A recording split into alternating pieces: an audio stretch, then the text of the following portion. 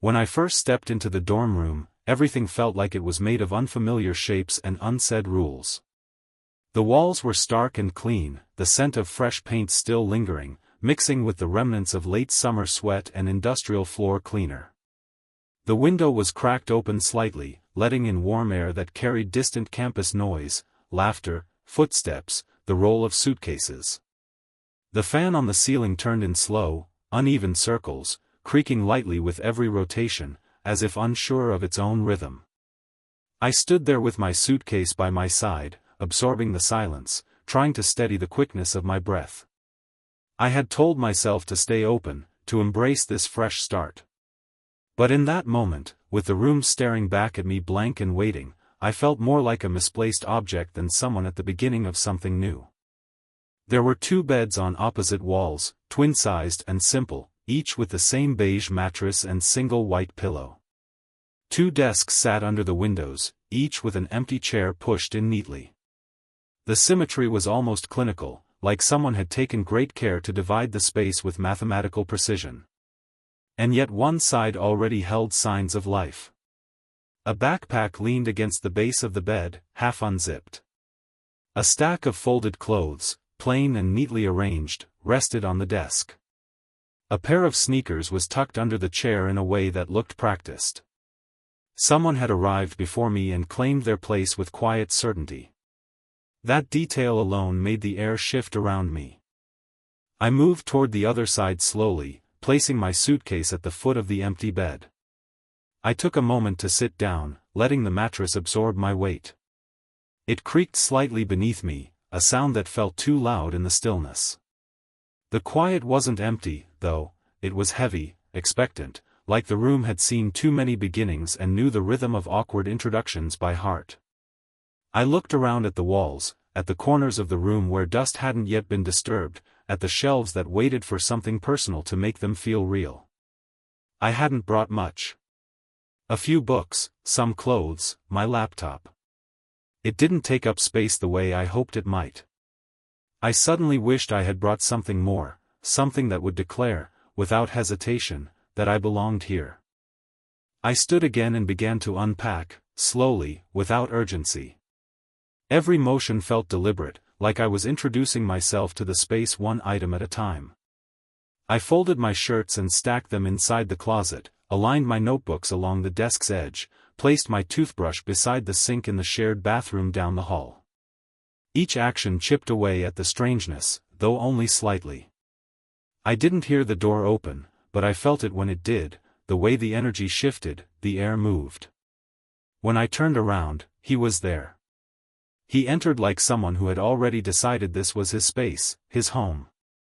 Not in a dominating way, but in a manner that made the unfamiliar seem less hostile. He glanced around, took in my presence, then walked across the room with quiet ease, as if every step had been rehearsed. We shared basic acknowledgments and settled into parallel rhythms that didn't touch. Days passed with polite space between us. Our schedules rarely aligned. He left early, returned late. I studied by the window, headphones in, while he read on his bed, legs crossed, notebook balanced on his knee. We coexisted like ships in the same harbor, anchored but facing different directions. And yet, beneath the surface, a slow current had started to form. I found myself listening for his footsteps in the hall, tracking the sound of his key in the door. I began to notice the small ways he moved, the quiet care with which he shut drawers, the habitual way he adjusted the blinds, the way he sat down and folded his legs like it was second nature. He wasn't loud. He didn't need to be. His presence was enough to shift the room's atmosphere. He had a kind of order about him. His belongings never spilled beyond his designated space. His bed was always made, the corners tucked tightly. His laptop always closed and aligned with the desk's edge when not in use. He kept his books arranged by size, his pens in a small container, his chargers wound neatly. I was more casual, more fluid. I left things where they fell and only straightened them when I felt like it. But his habits didn't irritate me. If anything, they offered structure, a quiet contrast that made the room feel more balanced. I began to match my patterns to his without realizing it. I put my shoes in the closet instead of beside the door. I began making my bed in the mornings, not perfectly, but with intention. It wasn't about imitation, it was something subtler, something unspoken. The more I observed him, the more I became aware of the space between us, not as a barrier, but as a possibility. There was something calming about his steadiness. He didn't fill the room with noise or demand attention, but his presence felt like gravity, silent and inescapable. I began to feel safer when he was there. Not because anything had happened to make me feel unsafe before, but because something about him steadied me. The transition into this new life, which had felt overwhelming and directionless at first, began to feel bearable. I had a routine now, even if it was built on small repetitions and unacknowledged patterns. Some nights, I would lie in bed and listen to the sounds of the building, the distant thud of doors closing, muffled laughter from the hallway, the occasional creak of pipes overhead. But most clearly, I listened to his breathing. It had a rhythm, consistent and quiet, like the gentle tide of a nearby ocean. Sometimes it lulled me to sleep. Sometimes I matched my own breath to his, not on purpose, just as a way to feel more grounded. There were moments, especially when the light was low and the room was hushed, that I felt an invisible thread begin to form between us. Not strong, not defined, but there. Something soft, something human. And though I didn't fully understand what it meant, I didn't push it away. This was how it began, not with declarations or collisions, but with silence, routine, and slow observation. It was in the air, in the light, in the distance between our beds. And in the way I found myself thinking less about where I had come from, and more about the way he existed in this new space. There was still uncertainty, still so much I didn't know about him or even about myself. But the unfamiliar was no longer frightening. It had begun to shift into something quieter. Something like belonging. It began with a shift so small I might have missed it if I hadn't already been paying such close attention. A brush of his hand against mine as we both reached for the same cup on the desk. Neither of us moved right away, our fingers resting together for a second longer than necessary. He didn't pull away. I didn't either. The moment passed, quiet and unacknowledged, but it echoed in my skin long after. I found myself thinking about it in the middle of lectures, replaying the feeling of his knuckles grazing mine, the warmth that had passed between us like an electric thread. I told myself it was nothing, just a coincidence, just proximity. But I knew better. Something had cracked open, something small but undeniable. He started to linger in the room more often. Before, he would come and go, moving through our shared space like a guest with a purpose. Now, he stayed longer. He would stretch across his bed with a book, headphones in, eyes half-lidded as if waiting for nothing in particular. His body language changed too, less contained, more relaxed, as though he was letting himself unfold. I would sit at my desk, pretending to work, but my eyes would drift to him. The curve of his shoulder against the pillow. The way his ankle hooked over the opposite knee. His presence was no longer just something I noticed, it became something I sought. Rainy days blurred the line between comfort and intimacy. One afternoon, the clouds rolled in thick and low, the sky dimming the room until it felt like evening. The soft sound of rain against the windows created a rhythm, a hush that softened everything. He was lying on the floor, thumbing through an old comic book, legs bent at the knees, head resting against his backpack. I was on my bed, a book open in my lap, unread. My eyes kept drifting toward him, pulled by the way his lips parted when he concentrated, the absent-minded tapping of his fingers on the page. At one point, he looked up and caught my gaze. I didn't look away. Neither did he.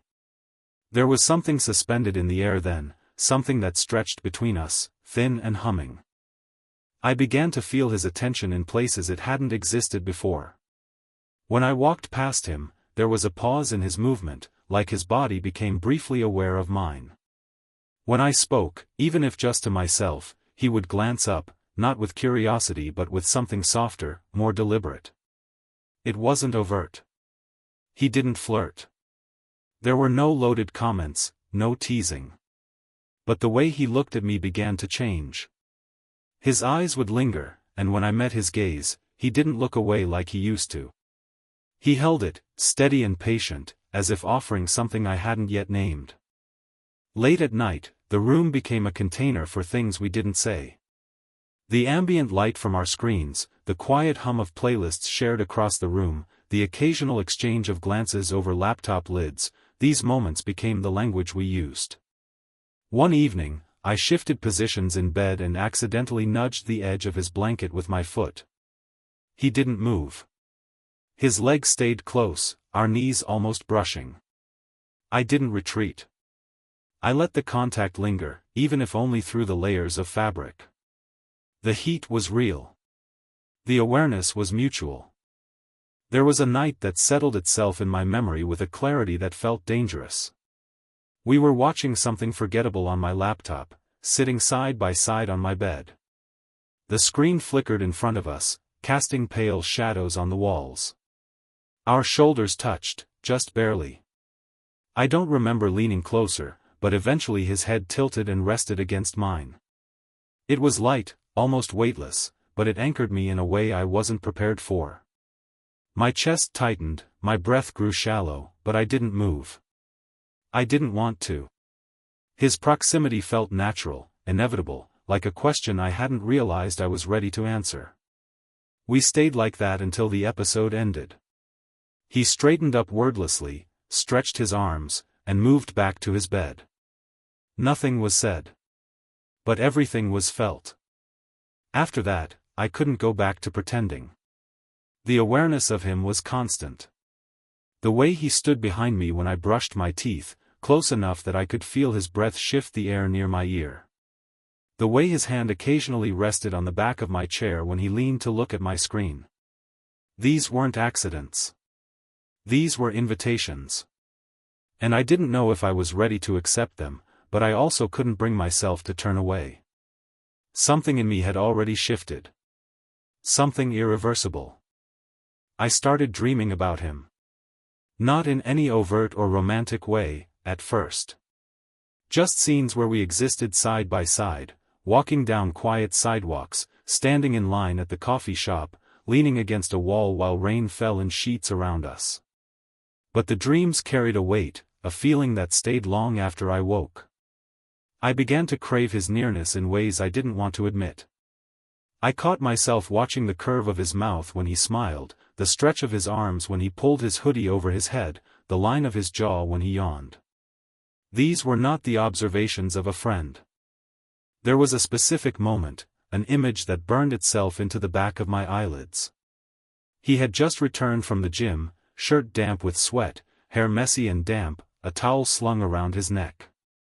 He flopped onto his bed with a tired grunt, eyes closed, chest rising and falling with each breath.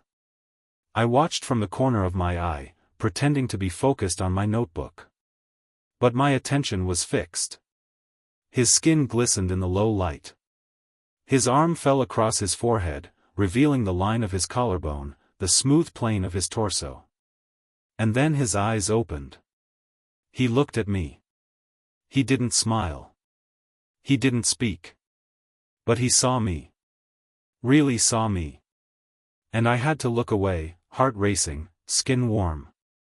From that point forward, everything felt sharper. The space between us was filled with something neither of us dared define. I found myself pausing before undressing, waiting until he left the room. I felt his eyes on me more often, and not in a way that felt intrusive, but in a way that felt seen. Known. There was an intimacy building between us, made of glances, silence, and restraint. And it terrified me. Not because it was wrong, but because it felt so right. Because I knew I was slipping into something I couldn't control. That was the break. Not an explosion, not a confrontation. Just a slow unraveling of distance. A quiet surrender. I had crossed a threshold, one I couldn't name, one I hadn't meant to cross, but one that had always been waiting. And though I tried to carry on as if nothing had changed, everything had. There was no going back. Only forward, into whatever this was becoming. The night it happened didn't begin any differently from the ones that came before. The air in the room was still, saturated with the faint scent of autumn drifting in through the cracked open window. Outside, the campus was quiet, its usual energy muffled by the late hour. Inside, my laptop cast a dull blue light across the desk, illuminating half-open notebooks and a few empty wrappers I hadn't bothered to throw away. I was exhausted, my limbs heavy with the weight of the day, and at some point I must have drifted off without realizing it. My body lay sprawled across the bed, still in jeans, one leg bent, one arm thrown above my head. I didn't remember the moment my eyes closed. I didn't remember deciding to let go. When I began to wake, it wasn't sudden. It was a slow resurfacing, like emerging from deep underwater, sensations bleeding in one at a time. First, I became aware of warmth, close, human warmth, not my own. Then the weight. Not oppressive, not heavy, but present. A shift in the air near me, the way the mattress had dipped just slightly under unfamiliar pressure. My body registered it before my mind could. I kept my breathing steady, eyes closed, caught somewhere between sleep and confusion. Then I felt it. A hand. Resting gently against the skin just above my hip, where my shirt had ridden up in sleep. It wasn't moving, just there, warm and uncertain. The touch wasn't aggressive. It didn't press. It hovered somewhere between intention and hesitation, like it had been placed there in a moment of boldness that had since been overtaken by doubt. I felt the faint tremble in his fingers, the way they barely curved against me, as if afraid to claim the space they'd already entered. I stayed still, not because I was paralyzed, but because I didn't know what to do. 100 thoughts flickered through my mind at once, each louder than the last, each drowned out by the quiet, persistent pressure of his hand against my skin. I knew it was him. There was no question. The shape of him beside me, the sound of his breath close to my ear, the way he occupied space, not forcefully, but fully. My heart pounded in my chest, each beat a hollow echo that seemed to fill the entire room. I kept my eyes closed, afraid that opening them would change something irrevocably. His breath was uneven, shaky, barely audible in the silence, but I could feel it ghosting over the back of my neck. Time folded in on itself. Seconds stretched into something longer, heavier. Then his fingers moved. Just slightly. They traced a faint, wandering path along the curve of my waist, soft enough to make me question whether it was even real.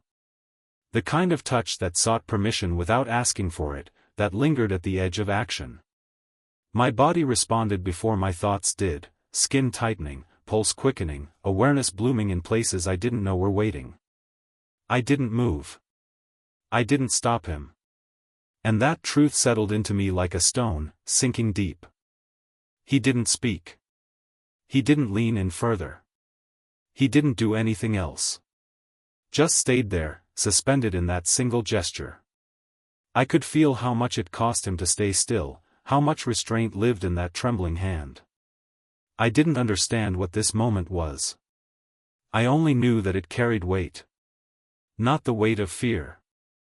The weight of everything we hadn't said, everything we had carefully avoided naming. Eventually, slowly, the hand disappeared. He pulled away, the mattress shifting slightly again, the warmth retreating back to his side of the room. Silence returned, thick and consuming. I lay awake for hours, eyes wide open in the darkness. I stared at the ceiling, at the cracks that split the plaster like veins, tracing them over and over in my mind as if they might give me an answer. I didn't move. I didn't cry.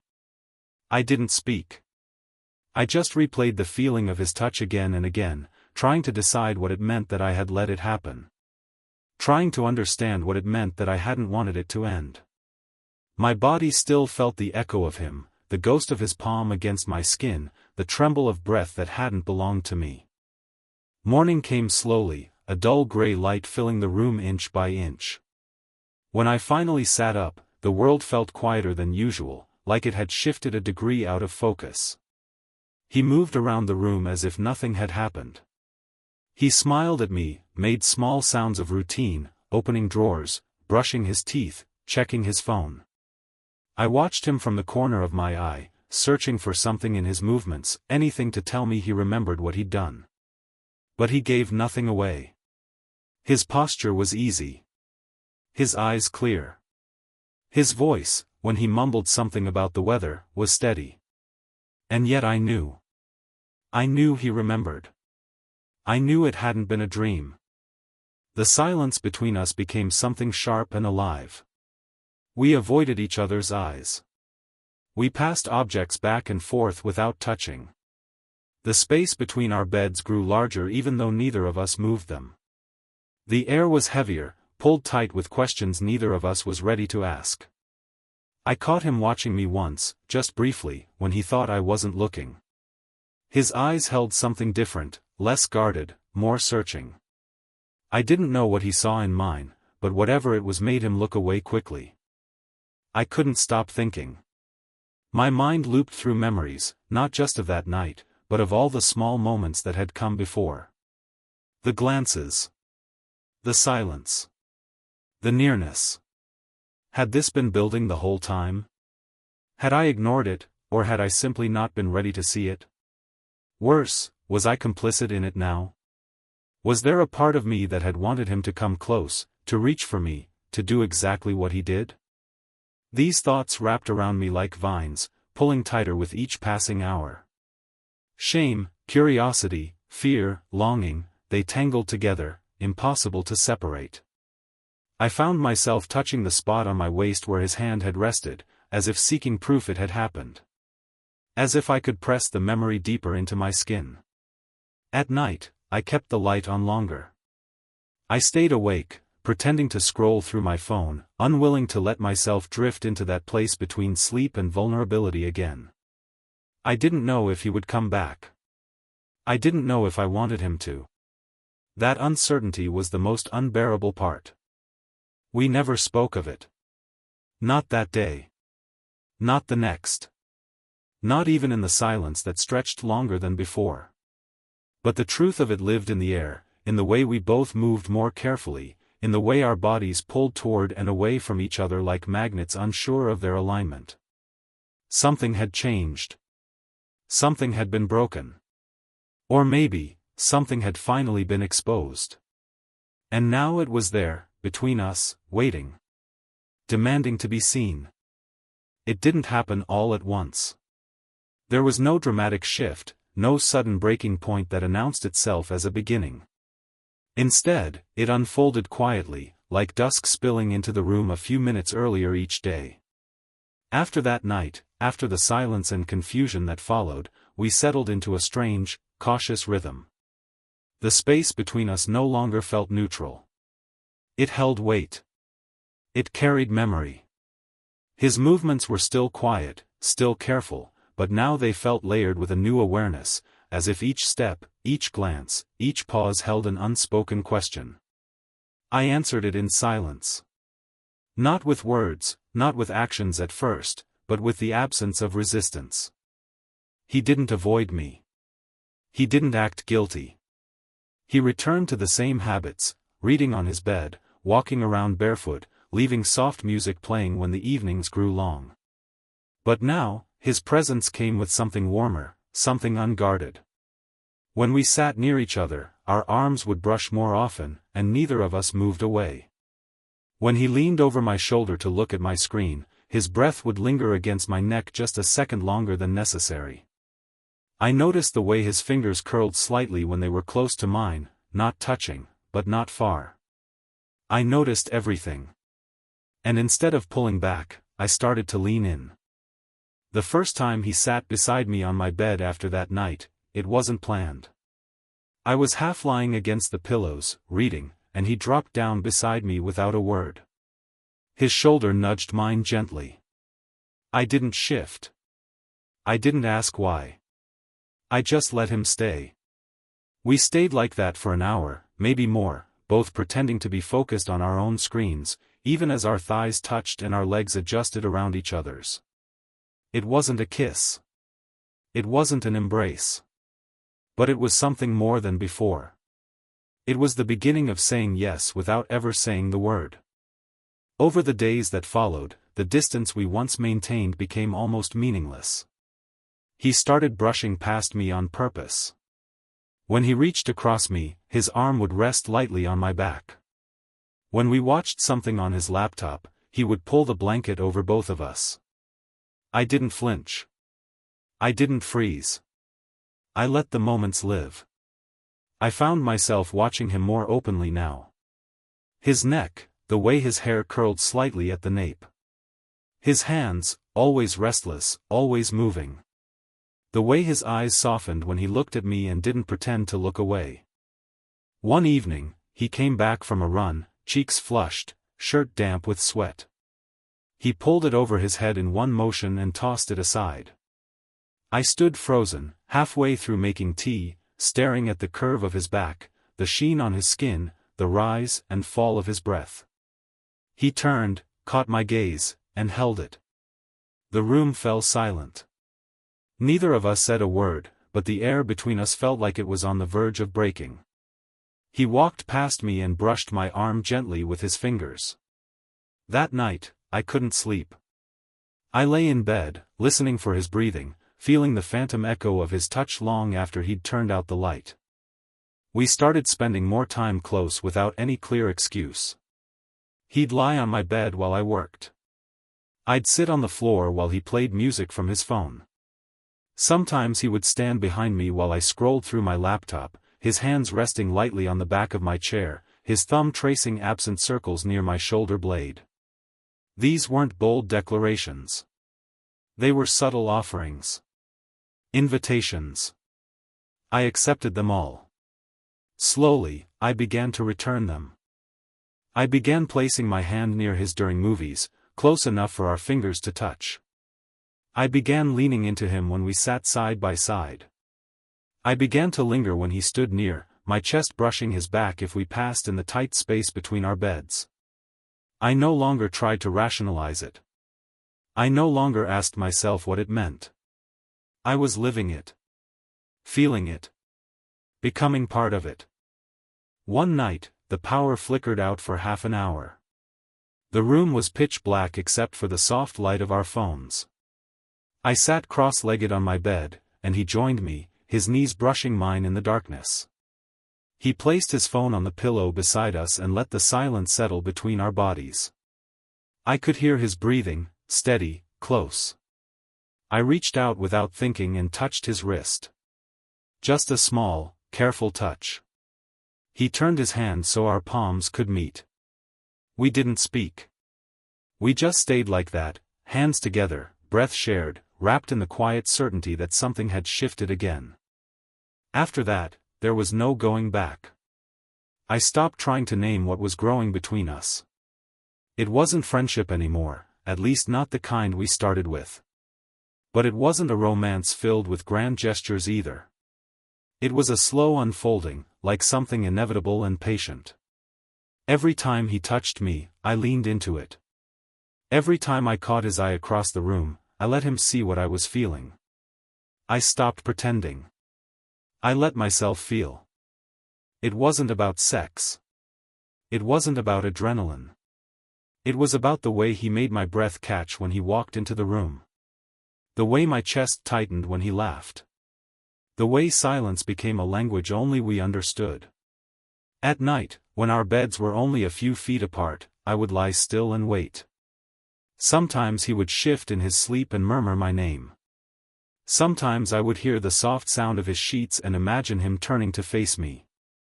I stopped being afraid of those sounds. I started to hope for them. This was my confession. Not in words, not in a single moment of vulnerability, but in the accumulation of touch, glance, and closeness. I let myself become part of it, piece by piece, until there was nothing left to resist. We never discussed it. We didn't have to. Our bodies, our breath, our silence, they were already speaking the truth. And I was finally ready to listen. It didn't need a name. By the time we began waking up next to each other more often than not, whatever had grown between us had already made a home in the rhythm of our lives. It wasn't a decision. There was no line drawn, no agreement made in quiet voices. It simply became real through repetition. Through the way he slid under my blanket at night without hesitation. Through the way I shifted my body instinctively to make room for him. It became something we lived in, something we wore like a second skin. Comfortable, unspoken, undeniable. The bed that once felt like mine slowly began to feel like ours. His presence lingered in the sheets, in the soft imprint his body left behind after he woke before me.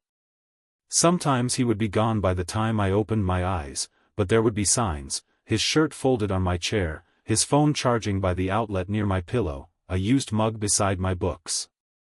Other mornings, I'd find him still there, his face pressed into the crook of my shoulder, legs tangled with mine, breath slow and warm against my collarbone. I stopped wondering how we got here. I stopped needing to understand the steps that led to this closeness. All I knew was that waking up next to him no longer startled me. It calmed me. We shared everything without needing to talk about it. His deodorant appeared next to mine in the drawer. My charger lived permanently on his side of the bed. He wore my hoodies without asking, and I stopped pretending they still belonged to me. We folded each other's laundry without comment. Our groceries started blending together, his almond milk beside my cereal, my fruit stacked above his prepackaged dinners. It felt easy, natural, as if this had always been the way things were meant to settle. I never saw the transition as it happened. I only noticed its absence when I tried to remember what life was like before. The room changed, too. Not physically, nothing dramatic, but the energy shifted. It felt warmer, fuller. The silence between us no longer felt cautious or uncertain. It was rich, filled with memory and comfort. We didn't have to speak to know what the other was thinking. A glance across the room was enough. A small shift of posture. The familiar rustle of sheets when one of us turned in bed. There was an intimacy in the mundane that I had never known before. The brushing of teeth side by side in the bathroom mirror. The way we navigated tight corners without bumping into each other. The way I instinctively poured 2 cups of coffee every morning instead of 1.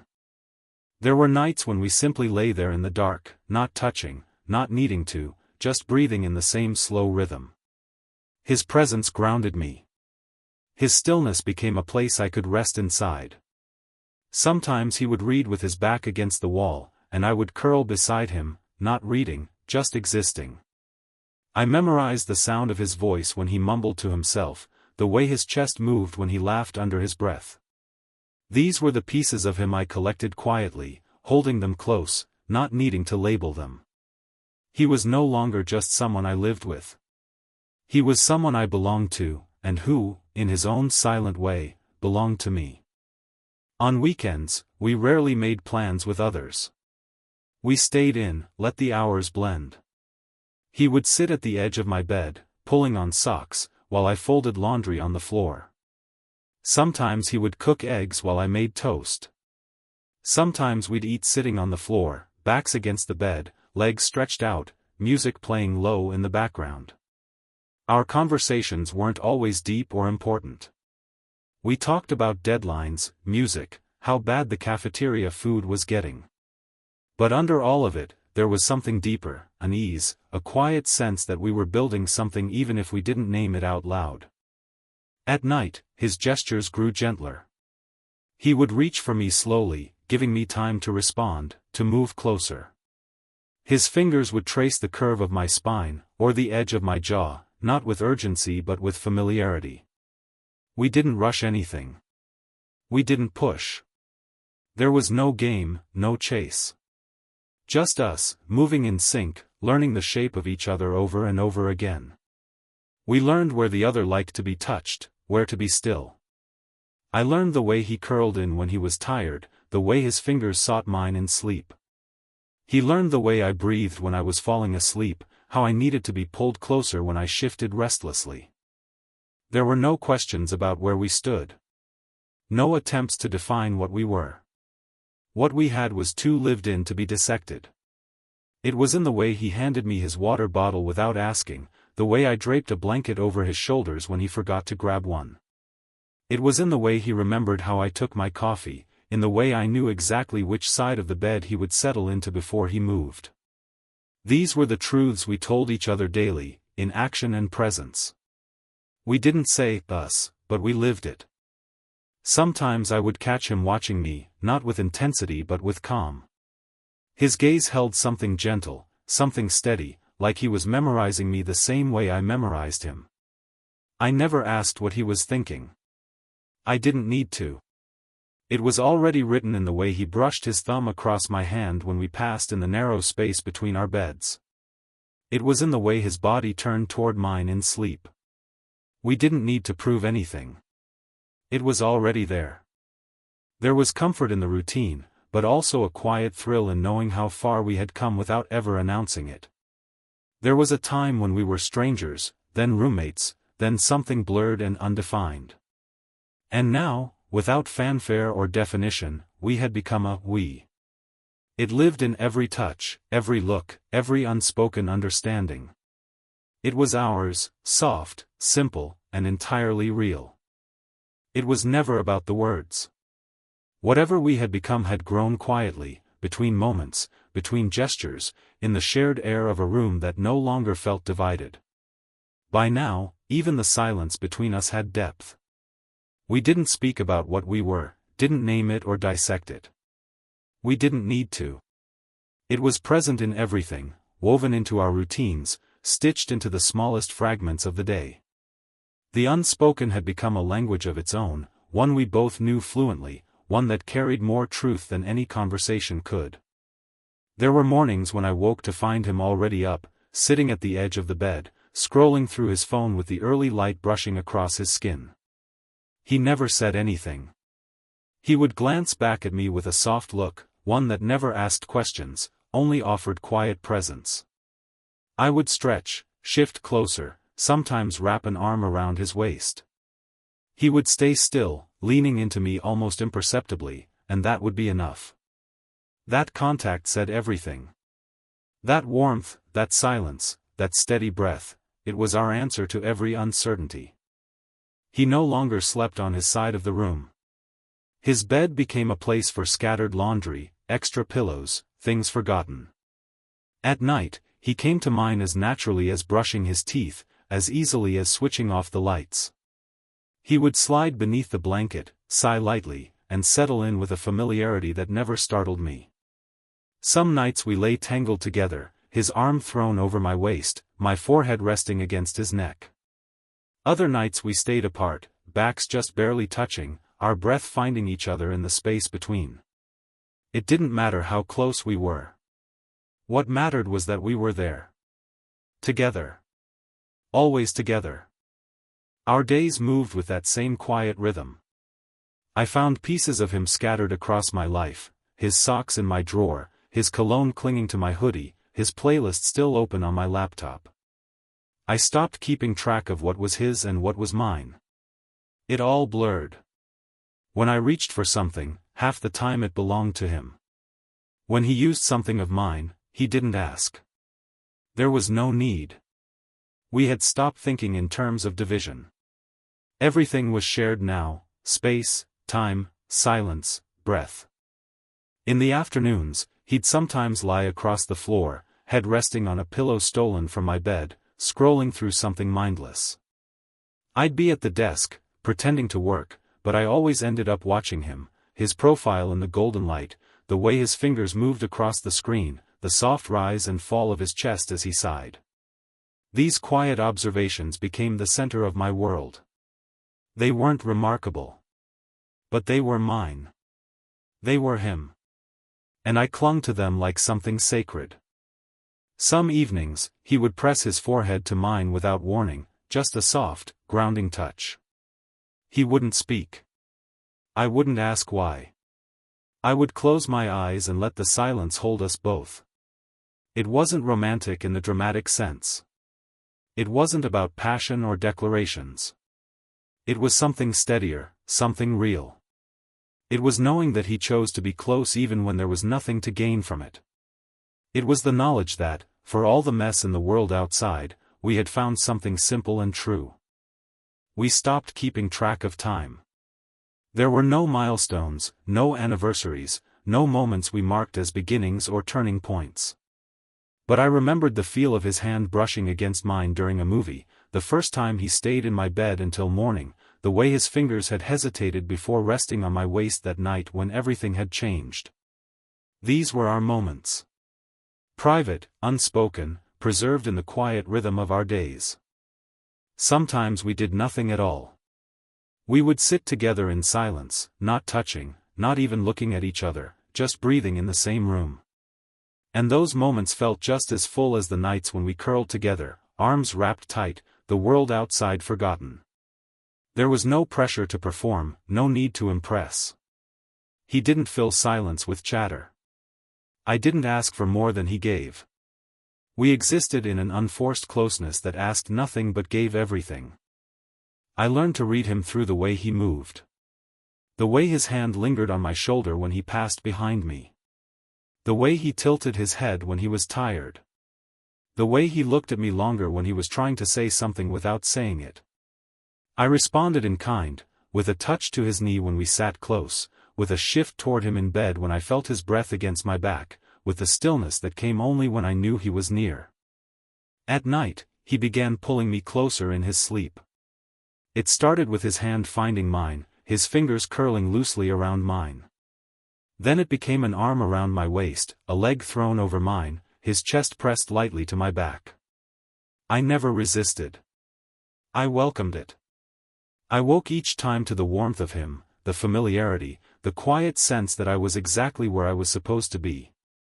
And even though we never talked about what any of it meant, I stopped needing to define it. I didn't want to risk breaking something so perfect in its silence. There was peace in it. A quiet I hadn't known I was missing. A softness I hadn't believed I deserved.